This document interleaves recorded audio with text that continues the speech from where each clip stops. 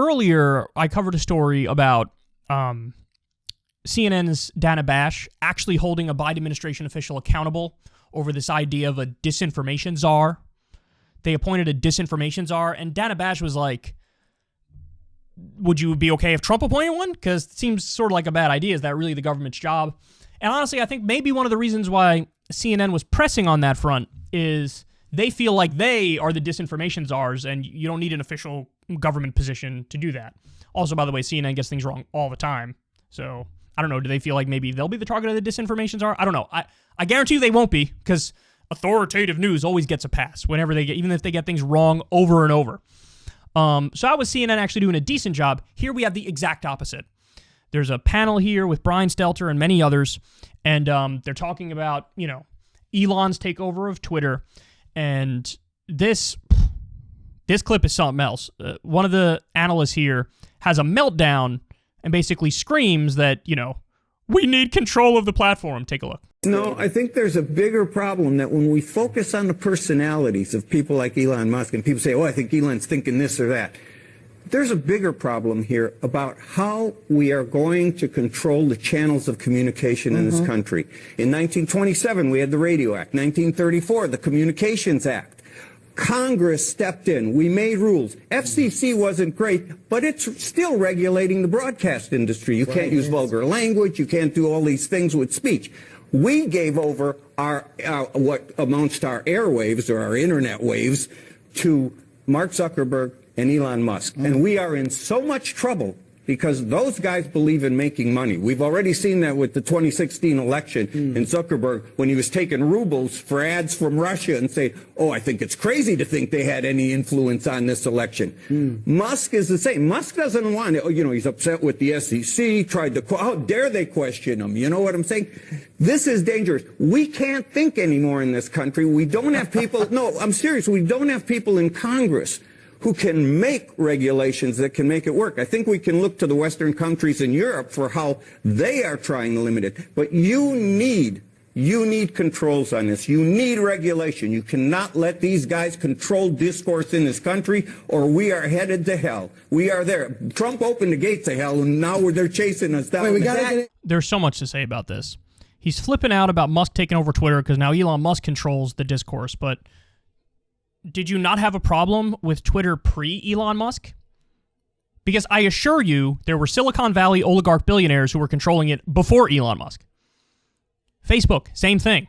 Now, whether it's the individuals doing it who are at the top of the company, or if, like Zuckerberg, he put together like a panel of experts to determine what is and isn't allowed, you have control of these private platforms by groups of unaccountable people. Now, he seems to be arguing on the one hand, it's a problem to have an unaccountable person running this, but you didn't say anything about that before. It's only now that Elon Musk has taken it over.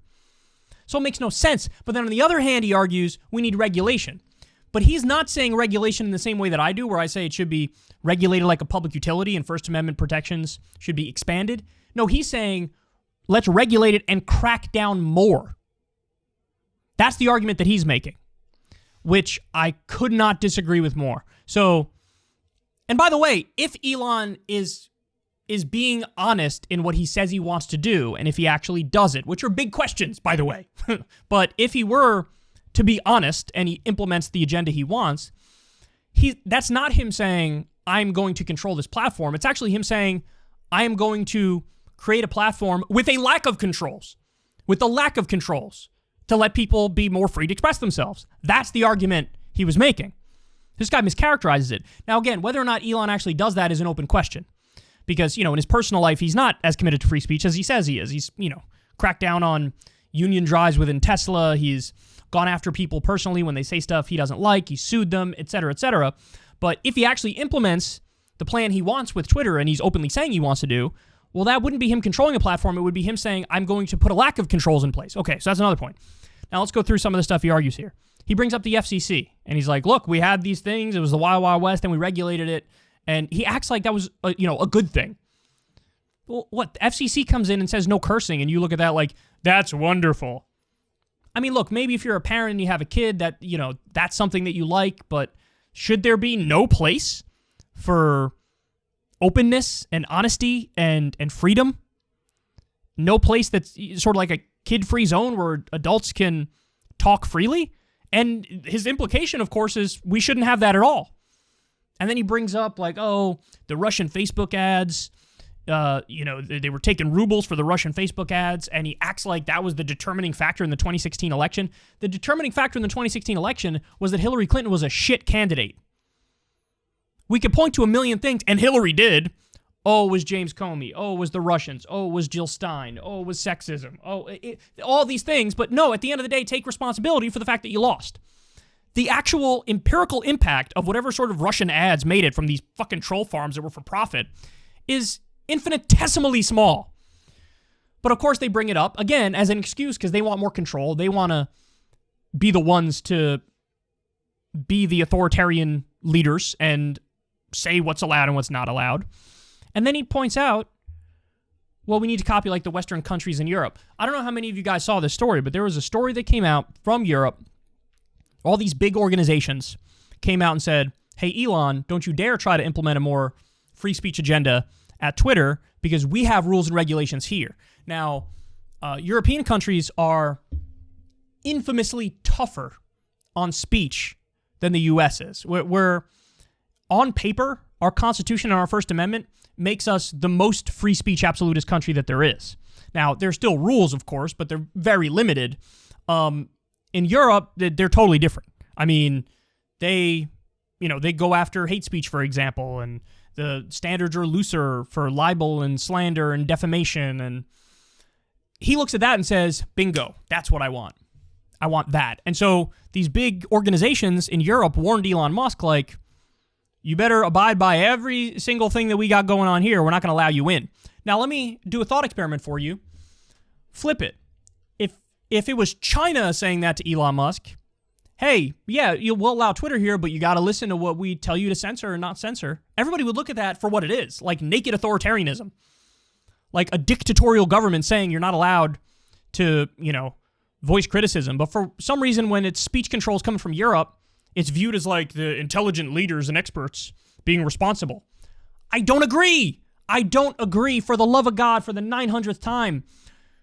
You can't set up a ministry of truth. You can't set up fact checkers because who's going to fact check the fact checkers? And the fact checkers have their own biases and their own blind spots and their own issues. And oftentimes, what happens if it's the government that's doing it? Well, the government has a vested interest in certain positions and narratives. We saw it in the lead up to Iraq. If you said, hey, Saddam doesn't have weapons of mass destruction, you would probably have been banned if these social media platforms existed at the time.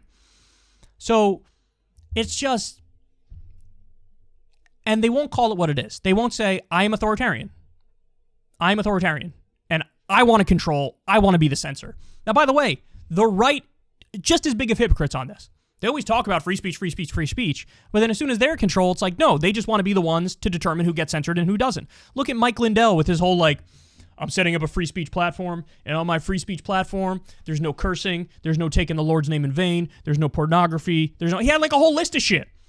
Trump, too, with Truth Social. They have a long list of, like, here are all the things you can't do. And some of those things are genuine crackdowns on freedom. So everybody's a hypocrite. They're all hypocrites. But this is so naked from CNN. I mean, screaming, we need control. We need control. Why? Why do you need control? They would argue, to protect the public from disinformation and misinformation, which would steer them in the wrong direction. In reality, they want control to push the narrative that they believe in. And guess what? These people ain't no Bernie Sanders fans, dog. They're not. They're not Trump fans, but they're also not Bernie fans. These are all cut and dried, run-of-the-mill establishment Democrats who would, try to bolster the mainstream of the Democratic Party by any means necessary. And they did it. They already did it. Look at what happened with Twitter. Was this guy complaining about the Hunter Biden laptop story being buried, being banned on Twitter? Did he complain about that?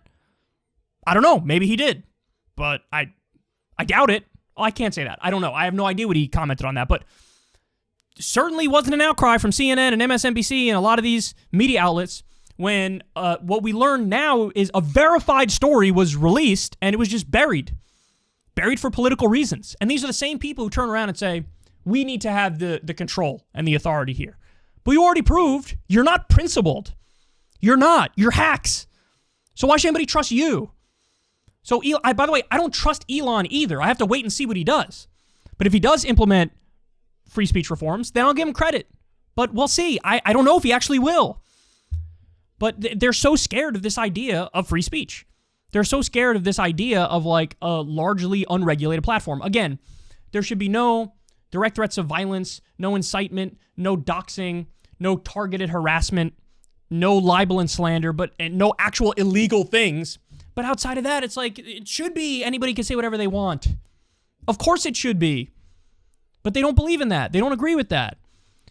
They're praising the FCC and their ban on cursing. They want more control of the flow of information. That is more dangerous than having a free flow of information. And if history teaches you anything, it should be that. There are no benevolent overlords looking out for your best interest. It's all flawed people who want to control the flow. How arrogant, how pompous. I want to control the flow. Fuck that. Fuck that. I mean, this is a total meltdown. And I would respect it more if they owned it. I have an authoritarian take on social media. Just say it. My take is authoritarian. But they don't do that. They cloak it in virtue. As of like, it's to save the country. To save the country, we need to regulate social media and do more censorship and deplatforming and banning and shadow banning and crackdowns on disinformation and misinformation. And God, it's just so... And this is the consensus, by the way. I know you guys are probably tired of hearing me do this rant for the 900th time, but this is the consensus with people with power.